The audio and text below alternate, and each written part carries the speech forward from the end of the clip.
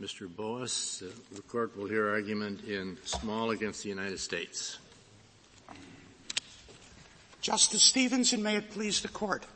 This case presents the issue of whether, when deciding the meaning of a statute, we will focus, as the government suggests, on two words only, any court, or whether we will look at the statute as a whole, whether we will consider the statute as a symmetrical and coherent regulatory scheme, and decide the meaning of the statute by appreciating how sections relate to one another. In this particular case, 922G1 of 18 U.S. Code represents a merger of two old sections, Title IV and Title VII, that were passed in 1968 in the Omnibus Crime Control Act.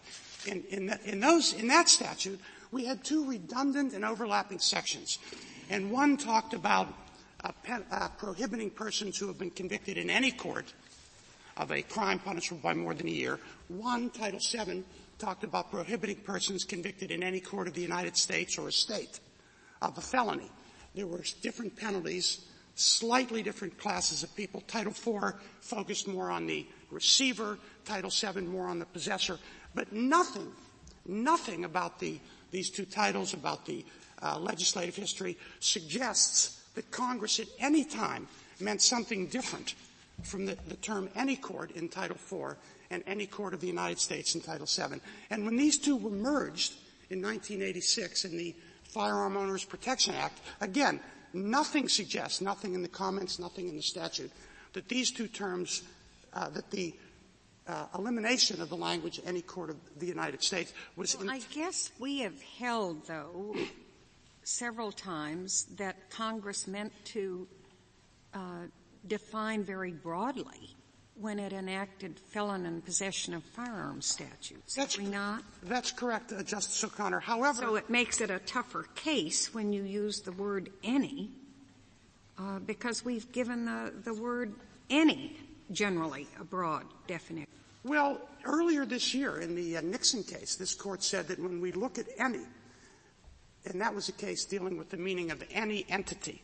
Did it mean any entity, public or private, or any private entity? The Court said any can and does mean different things depending upon the setting. And the Court said when using it broadly would lead to strange and indeterminate results. We'll give it a more narrow reading, which the Court did. Now, you're right, Justice O'Connor. This Court has said that the purpose of the felon in possession statute was to be broad and sweeping, but the government reiterates that view, citing repeatedly three cases, Scarborough, Bass, and Lewis. In all three of those cases in which the Court referred to Congress's comments and this Court's own comments about the broad sweep of the statute were 1202A cases.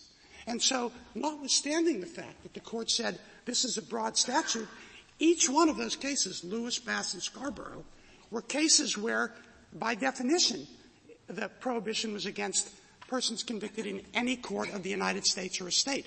So that language doesn't help the government at all, because those were 1202A cases which limited specifically the court to any court of the United States. So to take the simplistic view that as the Fourth and Sixth Circuit did, and as the government does here, that any means any without regard to the rest of the statute is too narrow a focus. Let's look at the statute. It's true that the two words, any court, is not defined. But if we look in the definition section, the term crime punishable by more than a year is defined. And so what we should really be focusing on is the phrase, convicted in any court of a crime punishable by more than a year. And that definition says the term crime punishable by more than a year excludes any state or federal antitrust or business regulatory offense. Now, if we exclude from the definition of crime punishable by more than a year, and the government's, if we exclude from that any state or federal antitrust law, and the government's interpretation is adopted, then we're left with the anomalous result that if a person is convicted of an antitrust offense in this country, they're allowed to possess a firearm. If they're convicted of one in France or England, They can't. Are there any such cases? I mean, I never heard actually. No. People have, no, I mean, are there any cases in which France or England has convicted people of an antitrust violation punishable by imprisonment for more than a year? I didn't know that their antitrust laws had a criminal aspect, though I haven't looked it up. Nor have I. Fine. Well, I've never heard if anyone in any foreign country other than ours, though I gather my law clerk found that in Japan, in fact, Japan does have a criminal antitrust law. They may be the only ones outside the United States, and I don't know that anyone's ever been convicted under it because they're not too, or they didn't used to be too fierce on antitrust enforcement. Well, 921-20 or and I'm just wondering how anomalous your anomaly is. Well, the limitation not only excludes antitrust offenses, it excludes any business regulatory offense. And are there such? Of course, I think. I mean, maybe. Yes. But are we sure that that this anomaly exists? I'm certain that there are business regulatory crimes throughout the world. Why did they say any state or federal? I mean, in a way, this provision, you may say that the substantive effect of the provision supports your interpretation, but the text of the provision supports the government's. Well, because if any only means state or federal, there was no need to say state or federal in this provision. You could have simply said any in this provision, just as you said it elsewhere. So one would think that they said state or federal because they wanted to exclude foreign antitrust matters. Well, this same limitation, Justice Scalia, existed as a limitation under 1202A, where any court said any state or federal court, and the exclusion said any state or federal court. It's consistent. Well, I don't care how it got there. I'm just saying, if any means what you said it means, namely state or federal, there would have been no need to limit this other provision to state or federal because the whole statute would only cover state or federal. Well, but at some point in the statute, Congress has to give an indication of their intent, and this is where it is. For example, there's another limitation immediately following it, which says it shall also not include any state offense which is described as a misdemeanor in the state and carries no more than 2 years. No, well, but Justice Scalia's point, and I think he's correct, is that this cuts at least as much in favor of the government as you, and probably more, because you would make federal and state unnecessary surplus. Well, there has to be some indication. You don't set forth the main qualification to the main definition in a later subsection. Well, if we go further with 921-20, there's another limitation that again clearly deals with states, and that's the restoration of civil rights provision. The government concedes in their brief, and that was an effort to essentially statutorily reverse the Dickerson versus Banner Institute case, that applies to state situations. The idea that if a person receives a state pardon or his record is expunged, that wouldn't be a disqualifying factor. And they talk about the law of the foreign state being what determines whether it's a conviction or not. Now, clearly, we're not looking at going to some pardon process in Germany or Uruguay to decide whether a person still has a conviction. Another part of the statute that's very clear, 924E1, that's the Armed Career Criminal section. That section says that if a person who's convicted under 922G1, our statute, and has 3 prior serious drug convictions, in a court described in 922G1, then they get 15 years. Now, that definition of serious drug conviction is a state or federal conviction. Now, let's flip over to 21 U.S.C. 80244, the drug statute, where you have a similar recidivist type of statute where you go from a 5-year mandatory to a 10-year mandatory if you have a prior drug conviction. There, in 80244, a serious drug offense is defined as a state, federal, or foreign drug offense. So we see that Congress can differentiate when it wants to. Now, if they're saying— But you can see that this is at least sloppy drafting because they said any in one place, they said state or federal. In other places, shouldn't they be consistent in their terminology? Well, perhaps they should be more consistent, Justice Ginsburg, but the overall — I mean, if you go down the list of the prohibitions in 922G1, you can see that the thrust of this is to deal with domestic situations. There's one that says you can't own a firearm if you're a fugitive from law, a fugitive from justice. That's specifically defined as a fugitive from another state within the United States. Mr. Bowes, I think you make a strong argument that Congress probably didn't think of this particular problem. Do you suppose if at the hearings before the committee that processed the legislation, some witness came in and said, do you realize this language is so broad it'll cover this person who was convicted of a felony in Japan as well as a person who's convicted of a felony in Illinois? Do you think they would have modified the statute? I think they would have. I think that I don't concede that there was really a need to, but I think they would have because they would have said — Well, there would have been a need to under your view now. That's right. But they would have said historically, going back to 68 and before, we always intended this to just cover domestic situations. But I suppose somebody on the committee might have said, well, we don't want this kind of person to have a gun. And the fact he's convicted in Japan rather than in Brooklyn really doesn't make any difference with regard to the purpose of the statute. If the individual is convicted in Japan, Justice Stevens, then he would not be under our immigration laws allowed to come to this country. And if he did come, he'd be an illegal alien. But the defendant in this case was convicted in Japan, and he somehow got to the United States. Because he's an American citizen. Well. So, but Congress can't cure every problem that exists in the world. And this statute is fairly comprehensive. Are people really not allowed to come in if they've been convicted of any crime?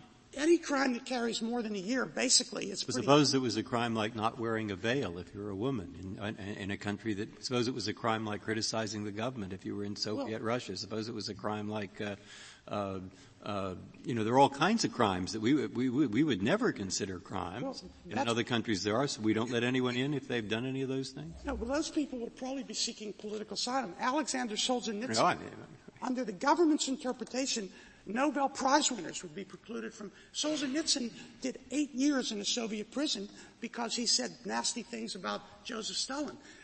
2 American women in Afghanistan before the fall of the Taliban regime were arrested and convicted because they possessed Bibles. Now, the government says, well, these are anomalies, these don't occur often. But Congress had to be aware of the possibility of tin-horn dictatorships all over the world having court systems that were so devoid of due process that we have to take a look at whether we want to — The Court of Appeals here said what it read in a check. It said it wouldn't read it to really mean any conviction.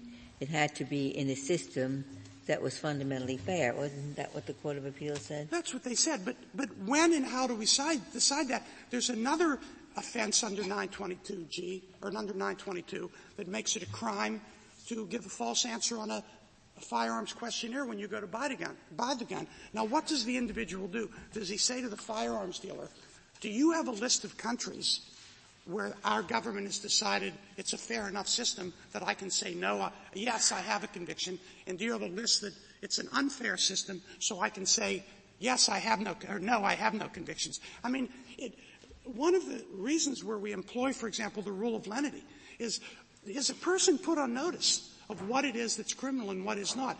When does it come up that the system isn't fair enough to count? Well, I think let's put the worst case for you. If it were put to Congress, which would you prefer, that Solzhenitsyn not be able to have a gun, or that the worst kind of violent criminal convicted and imprisoned and escaped from a foreign country who manages to get into this country can go in and buy a gun? Which of these two would you prefer? And I'd say, well, it's tough on Solzhenitsyn. He can't own a gun, but he'll probably get over it. Well, what I prefer and what the statute means aren't necessarily the same thing, Your Honor. I prefer violent criminals who are dangerous not to have guns. But again, that's — Suppose you put the question to Congress, which would you prefer? Would you prefer the occasional person who's been convicted of a foreign court, comes over here, that this statute doesn't apply to him?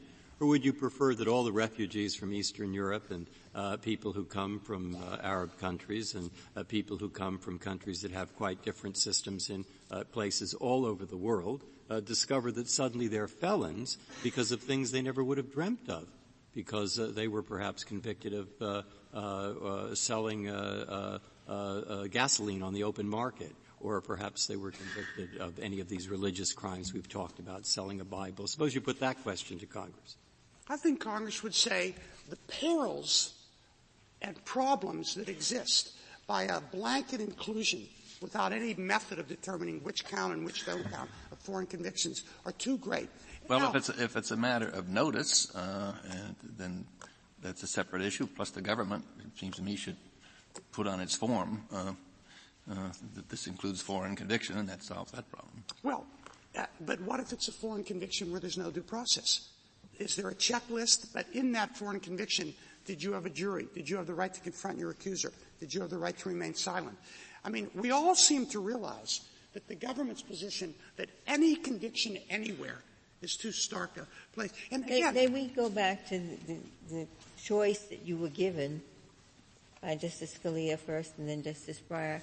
I thought that someone who comes in here illegally and possesses a gun commits an offense. That's right. So there's not, Congress would say to that hypothetical, we've got a third choice, much more sensible. Anybody who sneaks in here without permission and has a gun. That's correct. Commits a crime. That's one of the subsections of 922G5. Anybody who's a legal alien here illegally can't have a gun. Anyone It doesn't cover Americans, of course, No, it who doesn't go cover and commit crimes abroad or convicted abroad and come back to home sweet home and then get a gun. I mean, that seems to me extraordinary. I didn't hear your. That seems to me extraordinary. I don't think Congress would have wanted that. Well, I don't think Congress can be said to have intended or envisioned that they would cure every problem in the world. It's a very, very narrow category of American citizens convicted abroad who come back here. I think if there was a problem that they were going to leave unsolved, it is less likely the problem of having an American citizen killed by a gun, toted by somebody who's been convicted of a crime abroad, than it is the problem of somebody having been convicted abroad of some silly crime like wearing a veil or not wearing a veil or something else. If it's either of those two problems that they meant to leave overlooked, I would say it's the latter. They might well have said, well, the courts will take care of that. Well, Your Honor, it's unclear what their thought process was in this matter. But I can say this, that the narrow category that escapes the coverage of this statute, there's nothing to indicate anywhere in any of the debates in the language of the statute that that's what Congress intended. And again, if you look at the overall view here, I mean, fugitive from justice, it's limited to someone from the state. Let's look at 922G9. Very clear, incapable of misunderstanding. The same prefatory language. A person convicted in any court, exactly the same, and it ends with the same language. Cannot ship, possess, receive. And what does it say? Instead of saying convicted of a crime punishable by more than a year, it says convicted of a misdemeanor crime of domestic violence. And that's defined as a state or federal misdemeanor. Now, where is that defined? That's defined in 921A33, Your Honor. It's specifically limited. Now, here we are. A person who beats his wife in England can have a gun in this country, but a person who commits a business regulatory offense in Germany can't. It makes no sense. It's a very clear statement by Congress that a misdemeanor crime of domestic violence, they're only intending it to be a state or federal crime.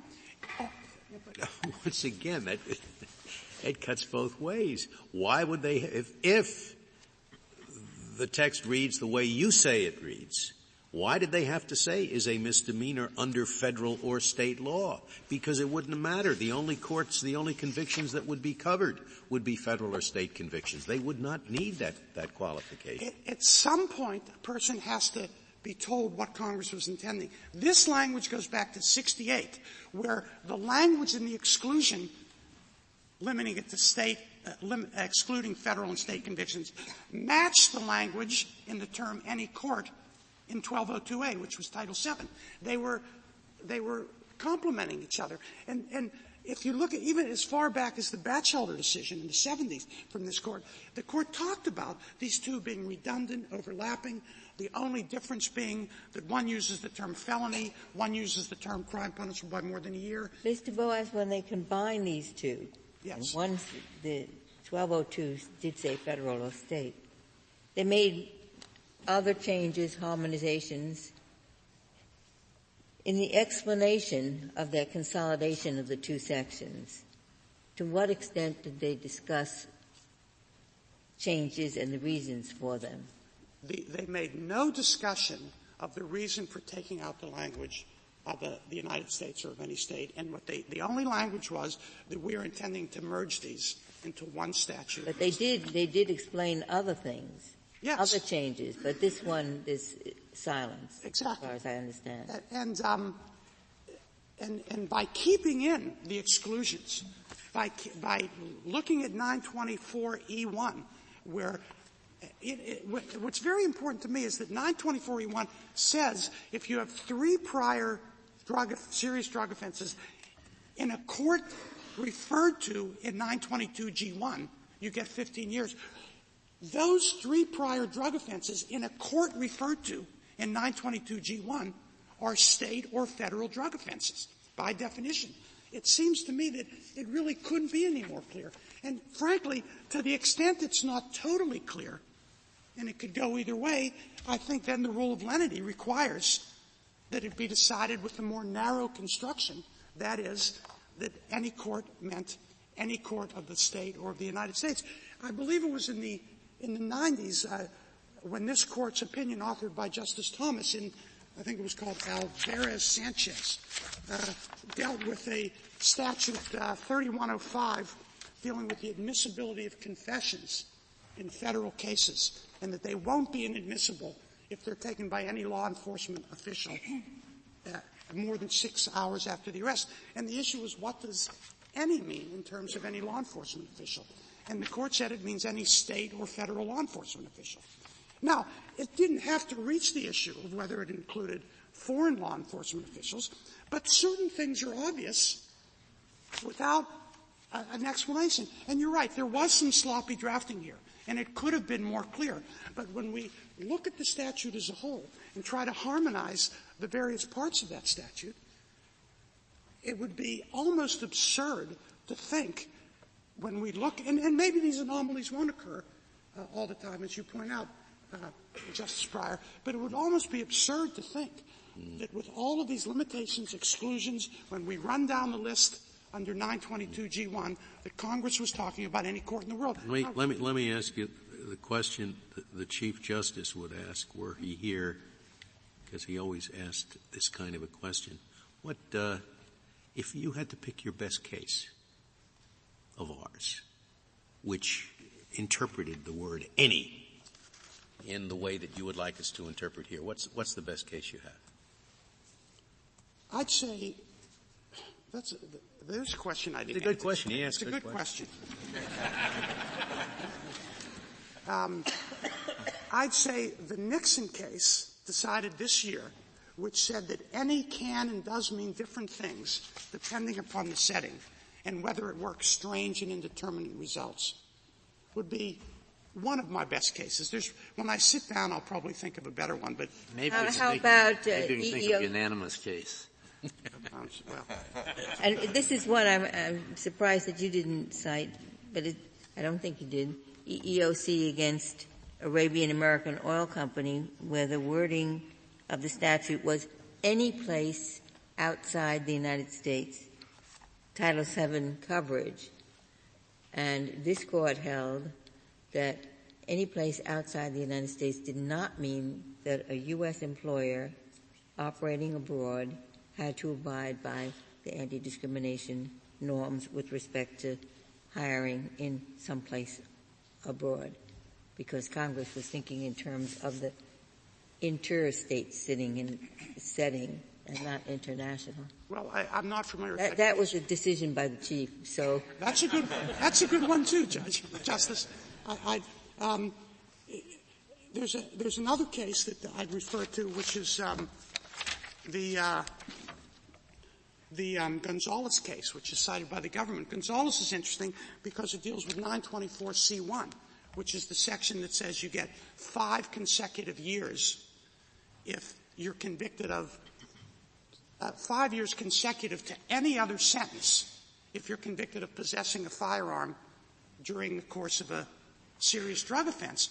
And in that case, the court concluded that any other sentence meant any state or federal sentence, not just a federal sentence. Now, the government might argue that that helps them because the defendant in that case wanted it to be limited to any federal sentence because he was serving a state sentence, and the question was, would the 5 years for the 924 violation be consecutive or concurrent, as the trial court gave it?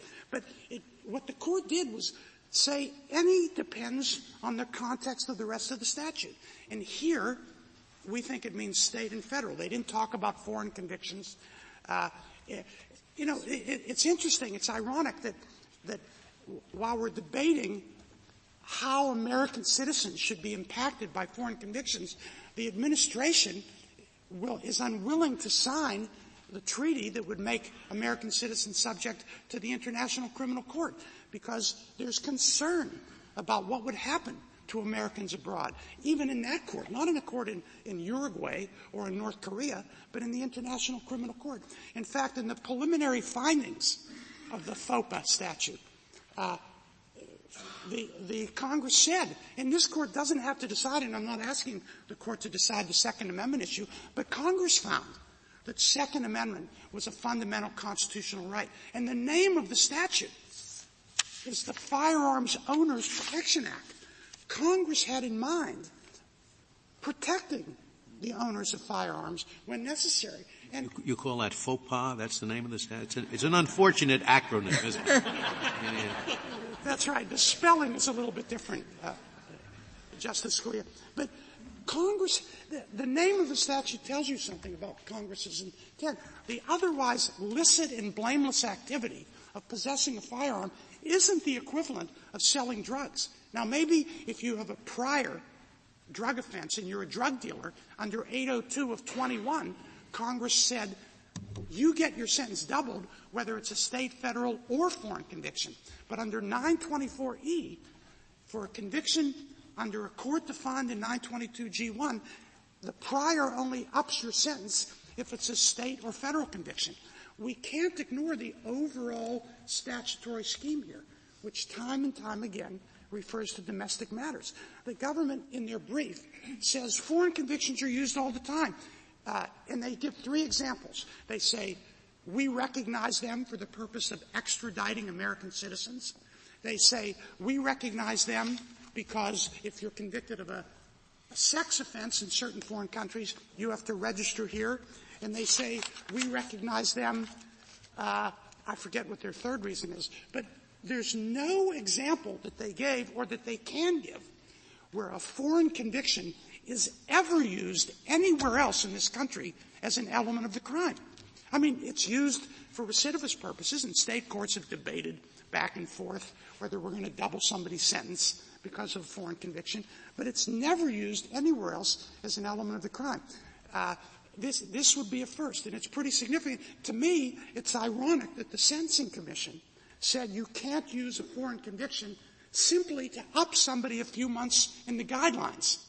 But the government here argues that we can use it to satisfy an element of the crime. Recidivism is an element of the crime. If you have a crime of, repeated felony, recidivism is an element. Well, that's correct, Your Honor. Of course, it's an exception under Apprendi, the prior crime. But what I'm saying is it's a slightly different situation in terms of it being — well, I know we have Blakely and the whole sentencing factor issue, but it's a slightly different use of a prior than making some — in all those cases, it's a crime whether or not you have a felony. The felony might make it a more serious crime. In our case, this isn't a crime without this felony. That's the thing that makes it a crime. And what I'm saying is the only situation we have where something that's otherwise blameless conduct becomes a crime is the use of a felony. There's no other situation where a foreign felony is employed or has been employed in that situation. If there's no other questions, I'd like to, if it would please the Court, reserve the — Sorry, you've exhausted your time. I have. Well, thank you. Ms. Millett. Justice Stevens, and may it please the Court. Justice Scalia, you asked about what case we would want to adopt would be our strongest case on the meaning of the word any in the statute. And my answer to that question, although I take the liberty of answering it, though you didn't ask me. You can ask it as well. Is the Gonzalez case, where this Court said that the word any in the gun control law, in this context, in this framework, means read naturally, I'm quoting here, read naturally, the word any has an expansive meaning, that is, one or some indiscriminately of whatever kind. This is not, Justice Ginsburg, a statute where Congress wrote sloppily. In fact, in Barrett and Huddleston, this Court specifically said, noted the excruciating care with which Congress wrote Title IV, Section 920. There's an overarching concern, and I'd like to put it to you right from the beginning.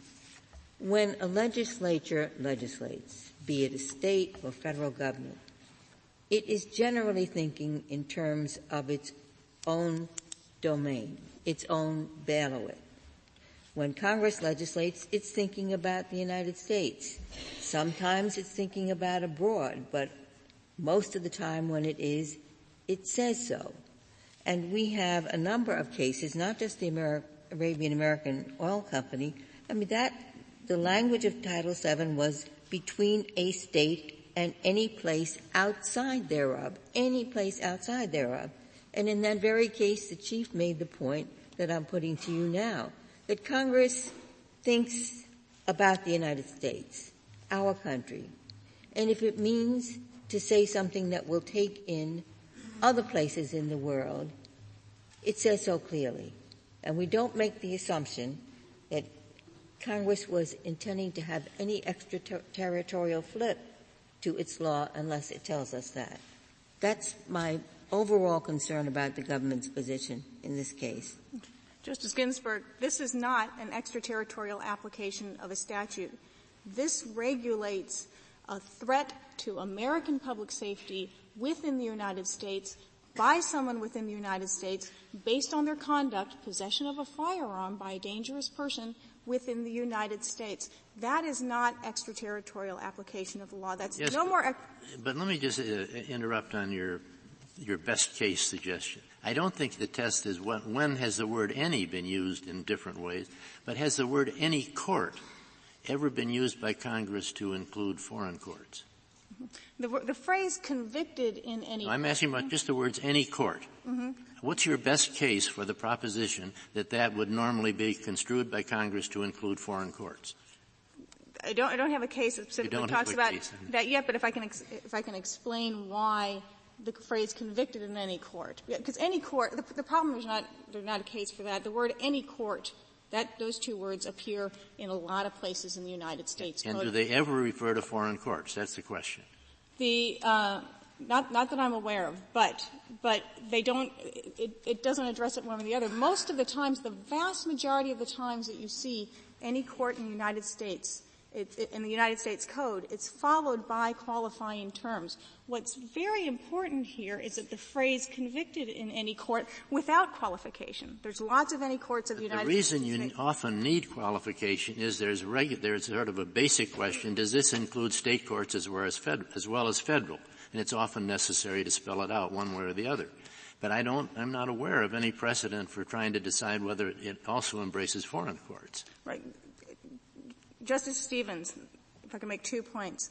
Again, convicted in any court is rarely employed by Congress. Rarely. And we've cited in our brief, on the occasions it has been employed, the context and structure are wholly consistent with including foreign judgments. The Patriot Act created a ban on the possession of biological agents or toxins, and it picked up this same phrase and put it in there. And I think and that is also a statute that in a separate provision has extraterritorial application. How many times have you used this statute to go after people who were convicted in a foreign court? I can't give you an exact number because we don't know about the ones that we never hear about. More like 100, more like 50, more like 10, more like 5, about how many? It's not that. I would say there's probably 10 to a dozen, but I have to 10 to a dozen over how long a period of time? 20 years, 18 years? Since 1968. It's been on the books since 1968. 68. Mm-hmm. Now, so 35, 40 years. Now, how many times do you think that people I mean, if you've used it only a dozen times or so in about 40 years, then it doesn't sound like a major threat. What I'm weighing against that is the possibility that people are really convicted abroad of selling Bibles. That really does happen. And there really were economic crimes in 1968 in all the Eastern European countries. And these aren't fanciful examples I've been giving you. And so if you were in Congress, or why do you think that Congress would have wanted to get the courts into the mess of trying to decide, why wouldn't those crimes be covered? And were the procedures fair? And we start distinguishing one country from another. And what are the procedures in the Ukraine or Kazakhstan anyway? I mean, my goodness, what a mess for the sake of a dozen cases in 40 years. Justice Breyer and Justice Stevens, I do want to get back because I do have a lower court case that interprets in any court in the way you discussed. I want to get back to that. But Justice Breyer, I understand this to be a very important concern, and there are no doubt particular applications that could seem unappealing. Just as in Lewis versus United States, where this court held that an invalid, a patently unconstitutional state conviction counts for Section 922G1. The reason that the convictions are covered here is Congress was not. What was the case you just mentioned? Lewis versus United States, and that's really our favorite case, although we like the word of definition of Gonzalez has for any. But in Lewis versus United States, this court addressed the question whether the ban on possession of firearms by someone convicted of, I'll say a felony, a term of imprisonment more than 1 year, applies to convictions that are allegedly unconstitutional under state law or may in fact be unconstitutionally entered. They could have been the product of a coerced confession. The allegation there was lack of representation. Well, that example, what you gave in your brief, gave me this concern. The problem that you've just been describing, the state conviction that may be invalid, but it's being used under 922. I regard that as a kind of a venue question, because you can go back to the state that rendered the conviction and say, State, I was convicted in violation of the Constitution. Give me my good habeas writ that I can get from the state. Then I wipe out that conviction and I don't have it anymore.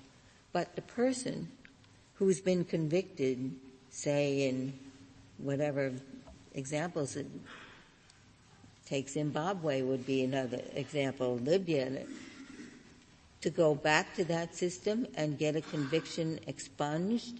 That's why you can't use a case within the U.S. system where it's a question of where do you go to wipe out your prior conviction. And for someone abroad, there isn't that option. Justice Ginsburg, in Daniels versus United States, which dealt with 924 the sentencing enhancement provision, but it has the parallel, it incorporates 922G1 convictions. This court held that a plurality of this court held in divided opinions that, in fact, that the bar, or that you still count an unconstitutional or allegedly unconstitutional state conviction, even if it was never appealed, and there is no more opportunity for appeal. The time has passed. And under 922G1, we also count. But that's a question of waiver or forfeiture. Those are the ordinary rules that apply. Yes, but there's a basic rule in civil as well as criminal procedure that if you want to attack a judgment, you go where that judgment was rendered. And of course you should abide by the timing rules of that. But that's just a very sensible thing within a federal union. If you're attacking what state A does, go to state A, don't tell state C. But that doesn't operate internationally. Well, it does certainly in this case. He could have appealed his conviction in Japan, and he did not. So we had a forum to do that in. Yes, but you're not building that into your interpretation of the statute at all, because you have said in your brief, and correct me if I've got you wrong, you don't like what the Third Circuit did. You say just the fact of the conviction counts. Don't investigate court whether it was a fair system that comports with fundamental notions of due process. Just see if there's a conviction any place in the world. And so what you're telling me is that it doesn't matter that he didn't appeal, because even if he were precluded from appealing for some reason that we would consider totally unfair, it doesn't matter on your view of this statute. That's right, Justice Ginsburg, and that is because, the statute also bars receipt of firearms by anyone who's under indictment. And that application applies even though you can't appeal, except for exceptional circumstances, you can't appeal an indictment. And the 922G1 bar, this Court's decision in Lewis made clear, is that it still applies unless and until your conviction is overturned. So you don't have to have had a conviction vetted through the appellate process before the bar attaches. In the immigration that's context, standard for judgments anyway. When the judgment is final, means you've gotten through the first, it has preclusive effect. Now, almost always, when a judgment is overturned on appeal, then you go back to State 2 and say, look, it's been overturned on appeal. And at least in the civil side, almost always, State 2 will say, okay, we'll give you post-judgment relief, because what we were relying on as our sister state judgment is no longer on the books. I can't imagine that in our criminal system it doesn't work the same way. Well, certainly in immigration and extradition, you don't get to appeal the validity of your foreign conviction or the processes that led to it. So this is not an alien concept, and it's very important to understand what Congress was doing here. I'm asking if it's alien in our criminal justice system, not in deportation, not in extradition. Is somebody who did something abroad, and we don't send people just to any place. Don't we have to have a treaty? Right. We have treaties with more than 100 countries, and we don't, and the courts do not examine the fairness of the proceedings. Because the person is going to be tried in that other system.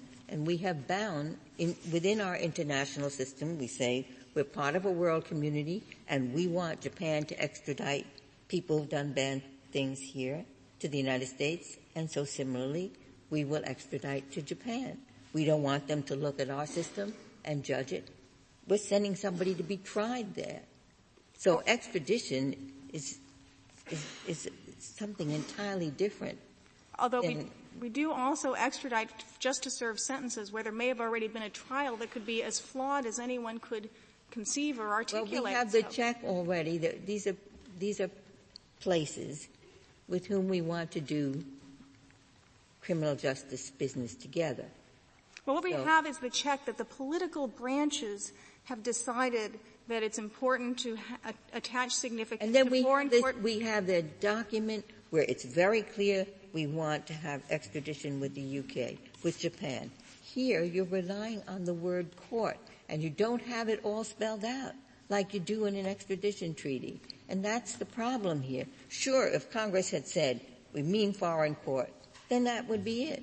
But it hasn't said that, and we have to determine, does it mean the same thing as it means in the extradition context or the deportation context, where you have a clear statement that Congress means a tribunal abroad? In fact, in 8 U.S.C. 1182A, which makes an admissibility criterion for aliens, convictions of moral turpitude, there's no reference to whether it's conviction by a foreign court or domestic court. Somebody's asking to come in.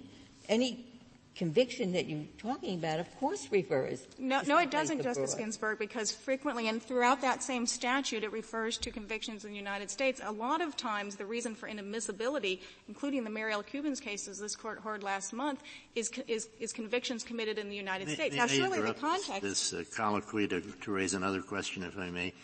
Would you concede that there are some tribunals in the world that are comparable to what you might call a kangaroo court that Congress would not have tended to include within the term court? Yes, Justice Stevens, and I think that's an important thing here. There has been no contest, for obvious reasons, we're dealing with Japan, as to what Congress meant by court. And sometimes, if it's Saddam Hussein. And how are we to decide whether such a tribunal should be treated as a court within the meaning of the statute when there is no statutory definition of the term court? through traditional rules of statutory construction. I think that would involve looking at the background that Congress would have enacted the statute against, first of all. And that it may not have been courts of justice of the United States, because as we know, Congress twice deleted that limitation from the statute. But if you concede that there are some tribunals that are not courts within the meaning of the statute, are you not conceding that the word court is inherently ambiguous? I am conceding that it has to be given meaning. I don't know that I would call it ambiguous. We have to figure out. But what I will say is that the phrase something less than the all-inclusive term "any court" in a literal sense. It has to be a court capable of entering convictions. I don't think it's ambiguous in this. It's not a tennis court or right. an inner court. If somebody asked where this man was convicted, they say in a Japanese court. Right. And I think, in addition, we don't decide that a word is ambiguous just at looking at that word. We would look at the overall structure of the statute, and we would decide that it has to be a governmental entity capable of entering convictions. Can I assume that there's some prosecutorial discretion in the application of this statute? I mean, have you Absolutely, Justice. Have you prosecuted any woman who tried to buy a firearm because she had been convicted of not wearing a veil? No, Justice Scalia. Do you think any United States attorney would do that? I would hope not, Justice Scalia. I think or somebody who was convicted of treason in Cuba? You think that would be a case that would be prosecuted vigorously by a United States attorney? I wouldn't think so. Do you know any cases in which we've construed a statute narrowly on the ground that we're confident the prosecutor won't bring any such cases? Again, this isn't quite the same context, but just last term in the Cheney case, this court recognized the limitations on prosecutors. And in Atwater versus City of Lago Vista, in determining the scope of the Fourth Amendment and the capacity to arrest for misdemeanors, this court recognized that, not all checks have to come from the courts. They can come from the political process here. And it's very important to keep in mind that these hypothesized problems, bad applications, are purely hypothesized. This has been on the books for almost 40 years. It's been on the books for so long with very, very few prosecutions, so it's not exactly an urgent question. But it does seem to me, if this problem had been brought to the attention of Congress, they would have defined the term court.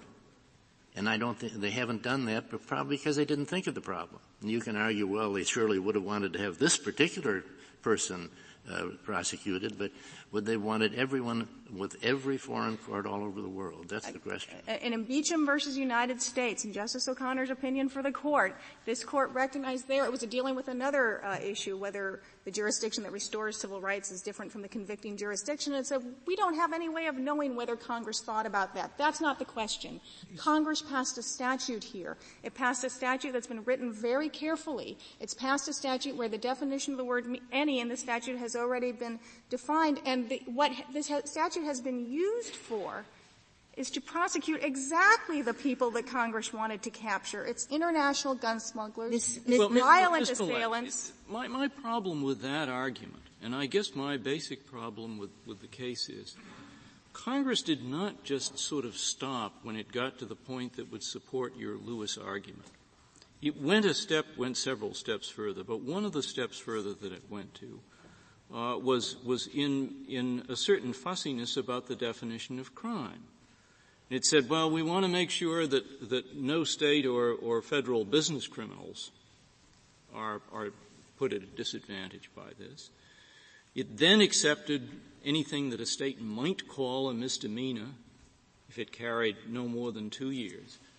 And it just seems very odd to me that Congress would have been that careful in putting these limitations on state and federal crimes and would totally have ignored any category of crime under foreign law, any conviction under foreign law, in light of some of the hypotheses that have been thrown out this morning. It just seems strange that it would have ignored foreign law and foreign courts if it thought they were included. I don't think it's strange at all, Justice Souter, and that is because that the business exception, if I can call it that, is a carve-out. What you have here, in this Court's word, is a sweeping prophylaxis against the misuse of firearms. That's what this Court called it in Lewis.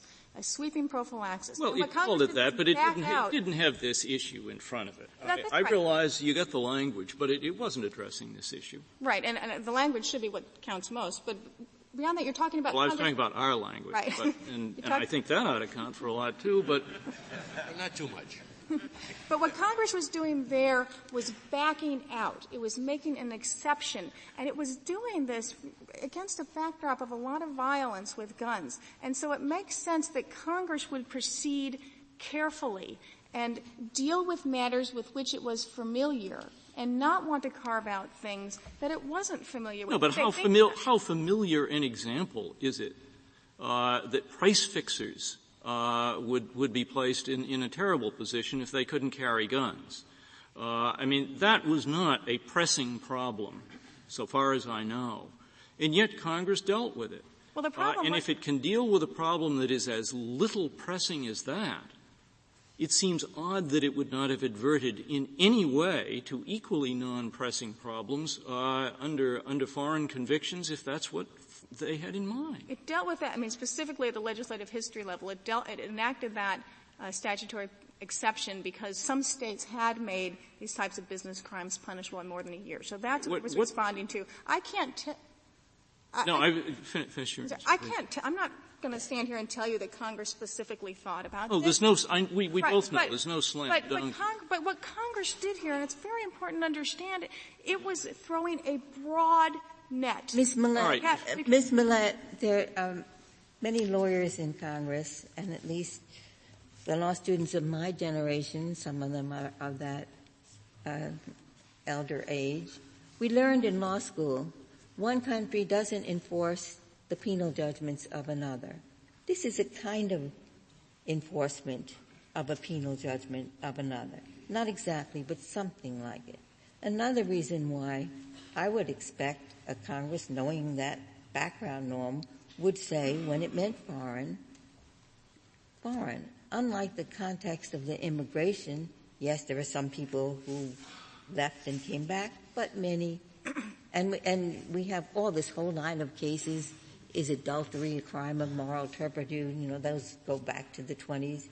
But this, which came about only because of the merger of two statutes, one saying federal and state, the other not, and no explanation at all in light of all these anomalies that have been brought out.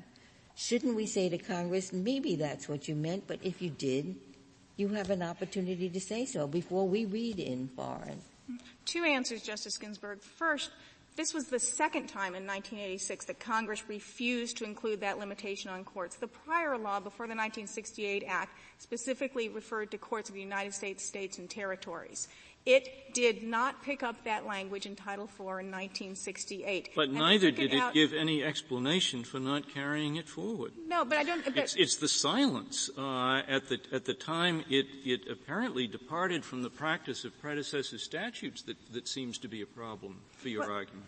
But again, I don't think this Court has ever characterized as silence Congress's twice deletion of language from a statute in 1968 and again in 1986. It had it, it looked at it, it took it out. And in 1986, in the Senate report that you were referring to, Justice Ginsburg, earlier, Congress said the conference report said we are rejecting the Senate's definition of felony. The other thing to keep in mind is when Congress enacted this statute in 1968, it also enacted an administrative mechanism for relief that would deal with exactly the uncomfortable situations that have been identified. 925C allows an administrative waiver in cases where an individual comes and says, this is a very interesting case because there are three ways to answer the question, what is a court?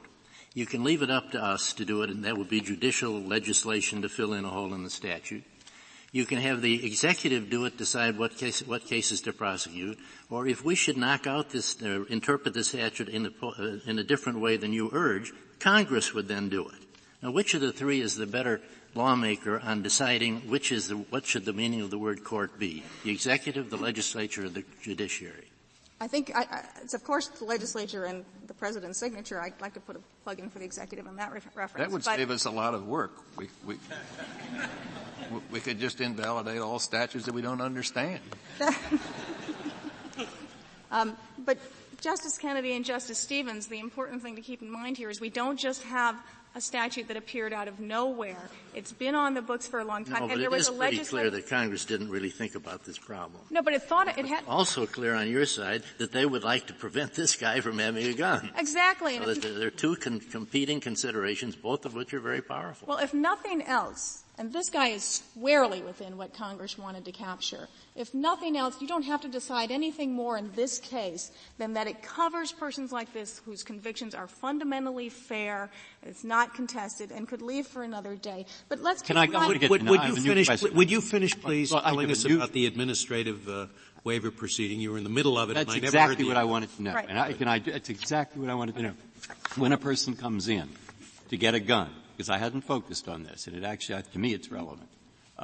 Suppose one of these people has been convicted in a foreign court, and he doesn't have a clue, that this means he can't buy a gun over here. So he comes over here, he goes into a gun store. Now, does he get notice that this conviction over in Japan or Lithuania or wherever it was means that he can't buy the gun? Well, in this case, he got, and this is. I'm asking in general. You go and you fill out a form that says, as this case did, and it's on page 4 of our brief. Yeah. Ask him, have you been convicted in any court of a So sentence? it just says any court. In any court. And I think when someone has a conviction, when you have a felony conviction, you're on some notice of inquiry. It'll work for this one. But what I'm worried about, and really what led the Sentencing Commission to exclude all this stuff, even though clearly recidivists should get a higher sentence. But we still excluded it because it's just a nightmare. There are notice problems, there are fairness problems, there are procedural problems, there are problems of crimes that aren't crimes here. And all those come up, and that's what I'm worried about. So I see this as a possible out. Well, the procedure you just talked about might help. And it's in 925C, which is on He knows about it. Page 65A of our brief. But let me. And it provides judicial review of the Attorney General's failure to give the waiver. It does. But let me be candid up front. Congress stopped funding this administrative mechanism in 1992, and this court addressed that in the Bean case. It doesn't exist now, but that was 25 years after Congress wrote this language and put it in the statute. And the fact that they stopped funding it 25 years later doesn't mean the statute doesn't mean what it said. And Congress. Why they stopped funding it? Why because I think that's been reenacted every year. No money for this. Mm-hmm. Why did Congress stop funding it? Because some of the people who were getting waivers were going out and committing crimes again. Congress here is very concerned about public safety. And this is not, the question, is there ever an element where you treat this like an element of foreign crime? Look, there aren't crimes normally where you treat indictments or someone being under a restraining order this way. This is not punishing you for your foreign crime. This is a global, categorical, class-wide judgment that as a class, persons who have committed crimes overseas are more dangerous, and they pose exactly the public safety risk we wanted to grab and stop. As a class, they do that. In a particular case, it may not. In a particular case, an indictment might not. Congress was speaking globally. It did so through a broad net. It did so at the time it had an administrative check to deal with these problems. Yes, that's gone. That doesn't retroactively change what the statutory language meant.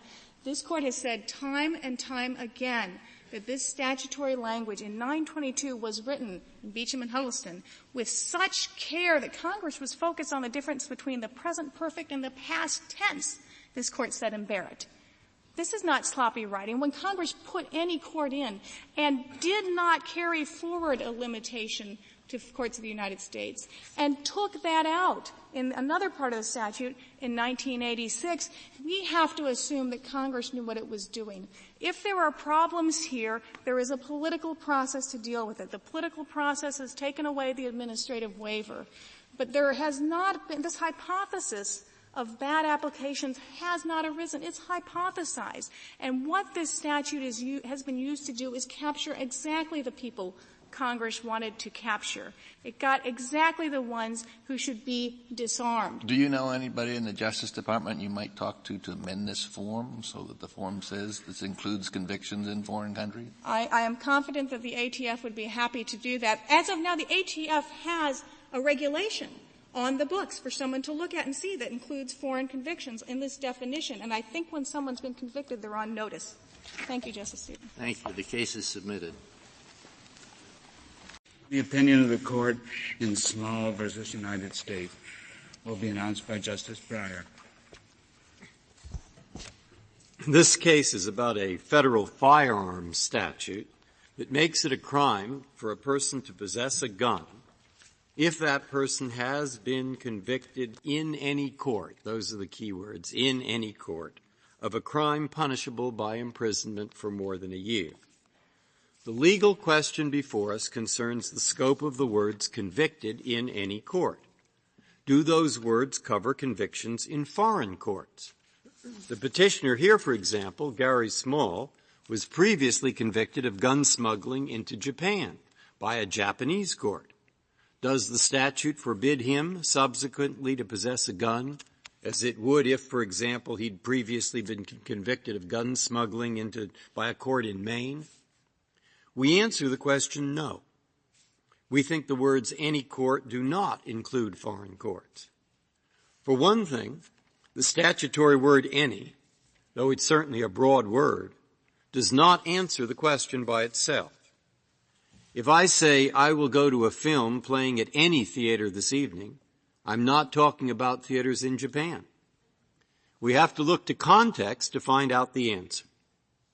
For another thing, when reading ambiguous statutes, we often start with the common sense notion that Congress legislates with domestic concerns in mind.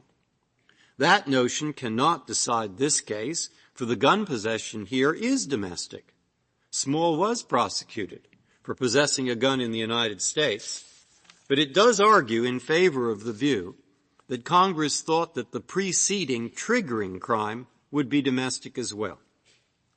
And that view is further supported by the fact that foreign countries may have criminal laws that are very different from our own, substantively different. Think of economic crimes in the former Soviet Union. Procedurally different. Think of systems that downgrade the significance of testimony if it's given by a woman. Or different in punishments. Think of systems that punish severely conduct that we would treat as simply minor. To import all such convictions into this statute would leave judges with a difficult case-by-case task of distinguishing among different foreign laws and leave some Americans, say recent immigrants from some of those countries, uncertain as to whether they could or could not buy guns.